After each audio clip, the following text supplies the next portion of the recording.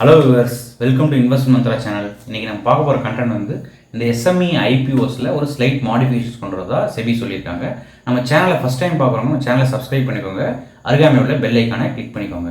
இந்த SME IPO பொதுவாகவே ஐபிஓஸ்ன்றது நம்ம எல்லாருக்குமே தெரியும். நம்ம நிறைய ஐபிஓஸை பற்றி வீடியோஸ் போட்டுட்டு வரோம். ஐபிஓஸில் 2 டைப்ஸ் இருக்கும், மெயின் ஐபிஓ வந்து எஸ்எம்இ ஐபிஓ. இது ரெண்டையுமே டிஃபரன்ஷியேட் பண்ணி நம்ம வந்து ஒரு ஷார்ட்ஸ் விட்டுருக்கோம். இந்த எஸ்எம்இ ஐபிஓவில் என்ன சேஞ்சஸ் கொண்டு வராங்க அப்படின்னு பார்த்தீங்கன்னா வந்து ஒரு ஹை ரிஸ்க் செக்மெண்ட் தான் எஸ்எம்இ ஐபிஓ. ஏன்னா சின்ன கம்பெனிஸ் வரக்கூடிய ஐபிஓஸ் தான் எஸ்எம்இ ஐபிஓவில் வரும். வெல் எஸ்டாப்ளிஷ்டு கம்பெனிஸ்னால் அது வந்து மெயின் ஐபிஓஸில் வந்துடும். இந்த எஸ்எம்இ ஐபிஓஸில் என்ன மாடிஃபிகேஷன் வருது அப்படின்னு பார்த்தீங்கன்னா, எஸ்எம்இ ஐபிஓவில் மினிமம் இன்வெஸ்ட்மெண்ட் ₹1,00,000. ஒரு ரீட்டைல் இன்வெஸ்டருக்கு ₹1,00,000 இருந்தால் ஒரு லாட்டை அப்ளை பண்ண முடியும். அதை வந்து 2 lakhs அளவுக்கு இன்க்ரீஸ் பண்ணுறாங்க. எதனால் இன்க்ரீஸ் பண்ணுறாங்கன்னு பார்த்தீங்கன்னா, ஐபிஓ லிஸ்ட் ஆகும்போது கெயின் கிடைச்சதுன்னா பிரச்சனை இல்லை. ஏன்னா இன்வெஸ்ட்மெண்ட் அதிகம். ₹1,00,000 ஒரு ரீட்டைல் இன்வெஸ்ட்மெண்ட் பெரிய இன்வெஸ்ட்மெண்ட்.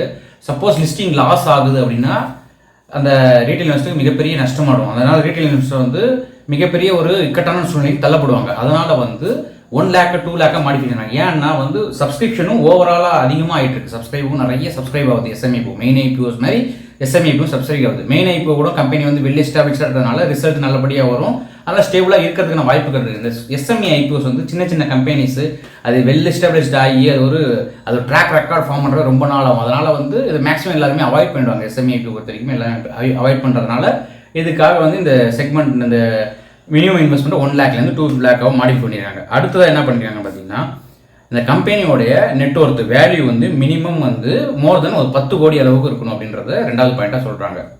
10 கோடி கீழே இருந்தால் அவங்களாம் இனிமேல் வந்து ஐபிஓவில் வர முடியாது, எஸ்எம்இ ஐபிஓவில் வர முடியாது. இதுக்கு முன்னாடிலாம் வந்து 10 கோடி கீழே உள்ளவங்களும் எஸ்எம்இ ஐபிஓவில் வந்துட்டு இருந்தாங்க.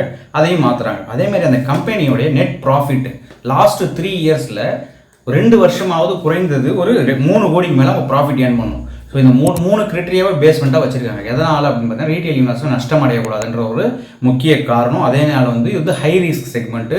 நிறைய வந்து மால் ப்ராக்டிஸ், நிறைய தில்லுமுல்கள் நடக்குது இந்த இடத்துல. ஏன்னா வந்து ஓவர் சப்ஸ்கிரைப் ஆகிட்டு இழப்புகள் சந்திக்கிறாங்க. F&O செக்மெண்ட்ஸ், ஃபியூச்சர்ஸ், ஆப்ஷன்ஸ் மாதிரி இதுலேயும் இழப்புகள் வந்துடக்கூடாது ஃபார் ரீட்டைல் இன்வெஸ்டர்ஸ்.